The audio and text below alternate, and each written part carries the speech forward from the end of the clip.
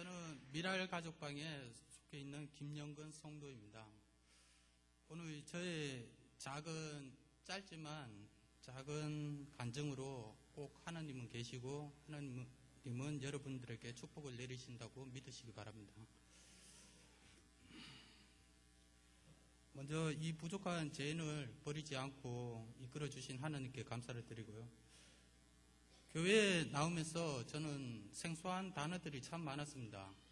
그 중에 특히 모태신앙이라는 단어를 처음 접하게 되었을 때는 저게 과연 무엇일까 궁금했는데 아내에게 물어보니까 뱃속에서부터 부모님의 기도로 태어난 자녀이며 태어나기 전부터 복을 받은 사람이라고 들었습니다. 생각해보면 저도 모태신앙이었고요. 저희 어머니는 기독교가 아니고 불교 신자였습니다. 저는 이남 이녀의 막내로 자랐고요.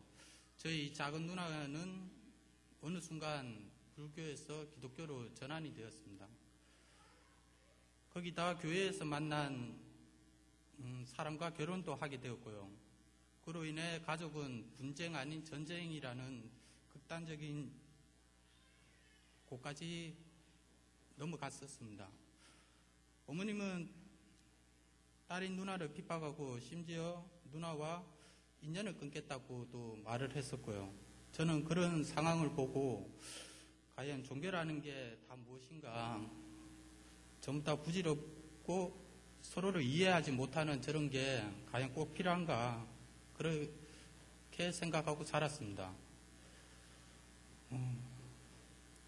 그러다 지금의 아내를 만났고요. 결혼을 하고 했는데 사실 결혼할 당시에는 아내가 기독교 신자인지는 몰랐습니다.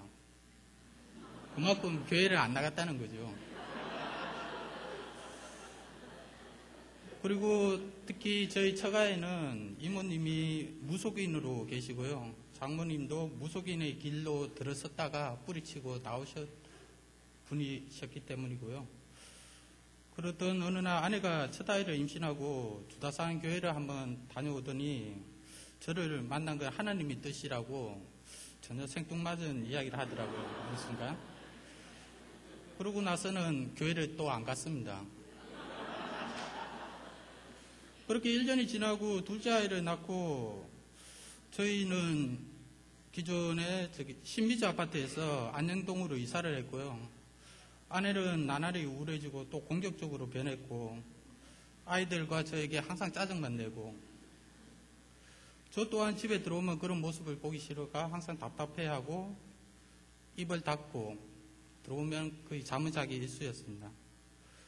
그러던 어느 날 아내가 누구를 만났는데 교회를 전도를 했다면서 그게 주다산 교회라며 자긴 주다산 교회에 가야 될 운명이라고 또 한 번 생뚱맞은 이야기를 했었습니다. 그러다 말기째 했는데 아내가 교회를 다녀오면 기존과 달라지는 모습이 서서히 보이기 시작했습니다. 물론 그 기간은 24시간 내내 하는 게 아니고 짧지만 그런 모습을 보여줬고요. 집에 오면 짜증을 내고 신경질적인 아내가 서서히 변화가 되어 어느 날은 남편은 가정의 우두머리라고 목사님께서 말씀하셨다고. 좋은 이야기죠. 주다산 교회라는 곳에서는 참 제대로 된 사상을 가르치고 불안해하는 아내를, 서서히 변화되는 아내를 보니까 그 모습이 좋아서 아내를 차로 태워가지고 일부러 교회를 가라고 많이 권유를 하기도 했었습니다. 그러던 어느 날 저도 한번 참석을 하게 되었는데요. 목사님 강의 내용은 참 인상적이었고 아내는 항상 목사님 강의를 듣고 싶어 하는 마음이 있었기에 의무적으로 많이 갔었습니다. 사실은. 교회는 보통 주일 오전만 다녔었고요. 저 같은 경우에는. 그리고 저는 술도 거의 매일 마시다시피 했습니다. 밖에서 받은 스트레스를 그 당시에 푸는 건 술로 거의 대부분을 풀고 있었습니다. 사실은. 그런 저를 퇴근을 술을 마시고 들어오면 저희 와이프는 지치지도 않는지 제가 문을 여는 순간부터 잔소리 아닌 잔소리로 많이 힘들게 했었고요.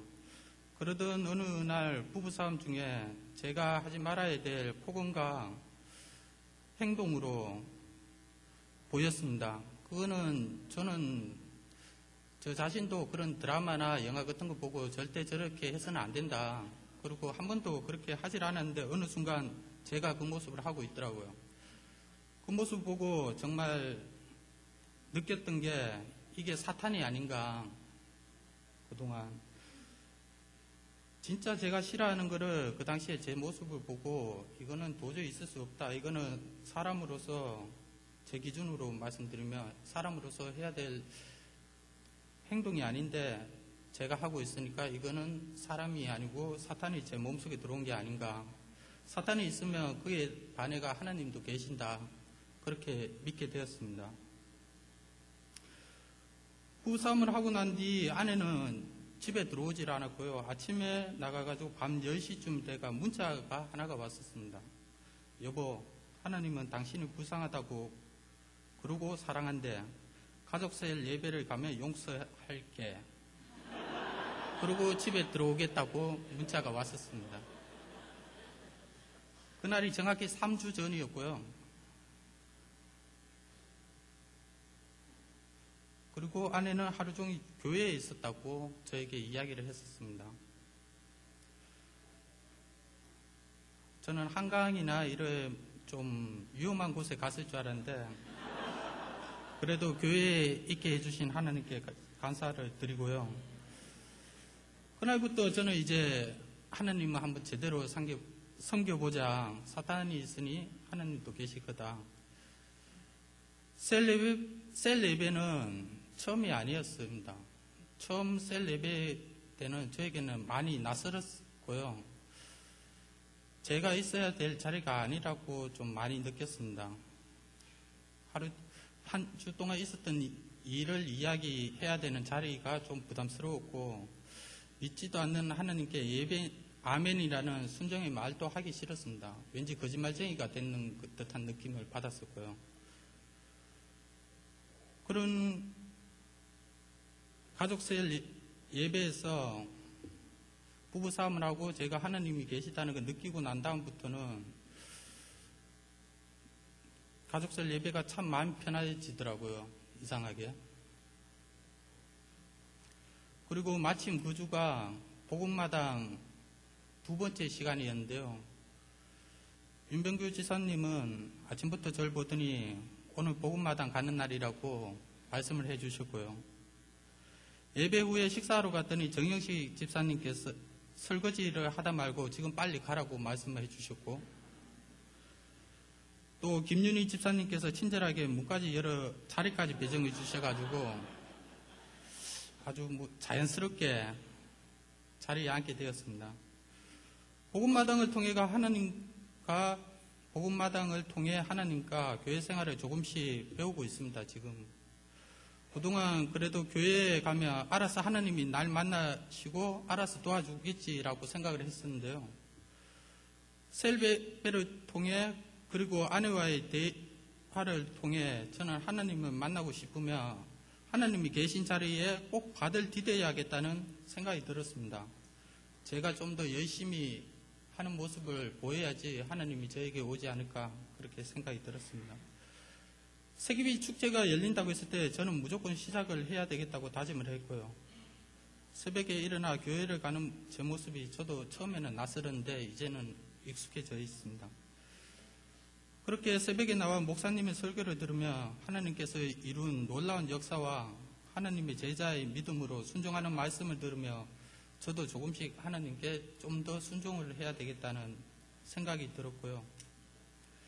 새벽에 나와 기도를 하면 다 들어주신다는 아내의 말에 제일 먼저 가족의 건강, 가정의 평안, 그리고 제가 연 주식이 잘 되게 해달라고 기도를 했습니다. 새벽 기도 6일째 항상 같은 기도를 드리는데 이게 하나님의 음성인지 모르겠지만 너가 하는 거는 다 알아서 하나님이 해주실 거다. 내가 해주실 거다. 너는 이렇게 하나님께 나한테 이야기를 안 해도 된다. 이렇게 요구를 하지 말고 오히려 너가 그동안 지은 죄를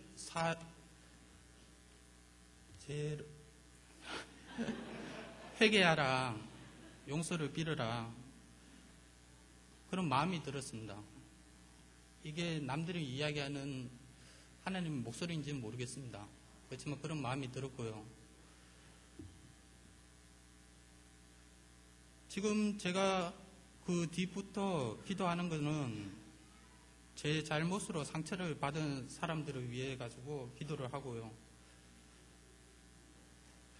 아내는 기도하는 저를 흔들어 항상 목사님 앞에 나가 안수 기도를 받자고 했고, 제가 보기에 여러분이 서 계시니까 목사님도 힘드시고 우리까지 가서 기도까지 받으면 목사님 진이 다 빠지니 하지 말자고 했는데, 이상하게 목사님 안수 받는 날은 왠지 모르게 하루가 편안하고 모든 게 변화가 되고 있는 것 같습니다. 회식 자리에 가서도 예전에는 소주나 맥주를 마음껏 마셨는데 이제는 왠지 하느님 보고 계시다는 그런 생각이 들어가지고 못 마시겠더라고요. 새벽에 예배를 가야 되기 때문에 집에도 일찍 들어가게 되니까 또 가족들하고 이야기할 시간도 많아지고, 또한 쉬는 날에는 항상 누워가지고 TV를 본다든가 잠을 자거나 이렇게 되는데, 뭐 한 번이었지만 그래도 미랄 가족방 정식 집사님, 박용환 성도님과 함께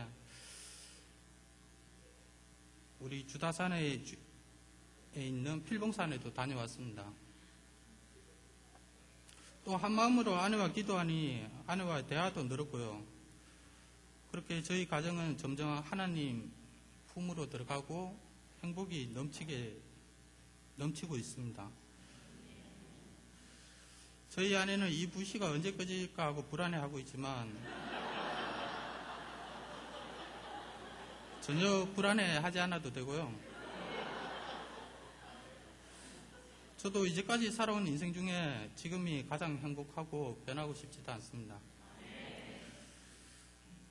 저희 부모님 그리고 저희 장모님이 비록 기도의 씨앗을 물려주지 못하셨지만 저희 아이들에게는 이 기도를 유산으로 넘겨주고 싶습니다.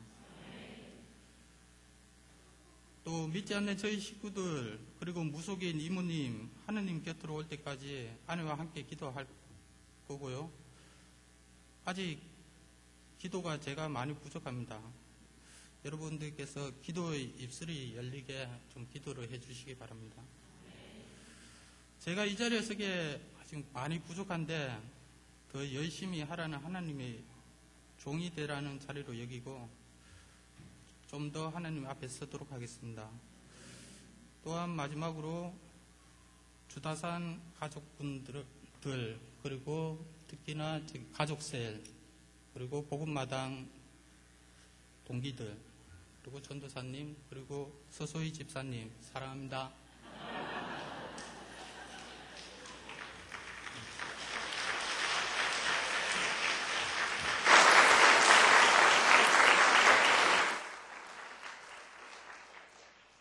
따끈따끈한 감정이었습니다.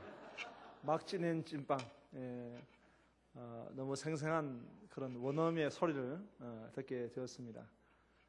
저 불씨가 언제 꺼질까 걱정하지 말라는 이야기 오늘 다 녹음됐으니까 참 하나님 함께해 주실 줄 믿습니다. 또 우리 가운데는 아직 교회 나오지 못한 우리 부군들 예 태우면서 지금 제가 확실한지 모르겠는데 신발까지 가져와가지고 기도하고 있다는 분도 제가 알고 있는데 반드시 응답될 줄을 믿습니다. 반드시 그 신발들의 주인공들이 와야 됩니다. 우리 방금 간증하신 우리 성도님의 그 모습을 보면서 본인도 놀라고 가족도 놀라고 나도 놀라고 하나님도 놀라실 거예요. 뭐 하나님은 다 계획 가운데 계시지만 우리 교회에 주셨던 특별한 은혜가 이런 어떤 체인지, 놀라운 변화가 있습니다. 그렇기 때문에 누구나 다 변화될 수 있습니다. 하나님은 능치 못할 일이 없는 줄로 믿습니다. 그래서 우리 교회에 주신 특별한 은혜가 믿지 않는 남편, 믿는 역사 너무 많지 않습니까? 거기 벌써 지금 아까 소개하는 분 가운데 잠깐 언급했지만 박용환 성도님이 지금은 아주 큰 선배같이 가르치고 계십니다. 박용환 성도님, 뭐 또 지금 순장님으로 정영식 집사님, 마치 한 20년 전부터 잘 믿었던 같이. 그리고 정영식 집사님을 또 이렇게 세워줬던 윤병기 집사님이 한 30년 전부터 잘 믿었던 같이. 다 주도산교에 만나서 변화된 줄로 믿습니다. 너무 감사드리고 우리 다시 한번 박수로 할렐루야.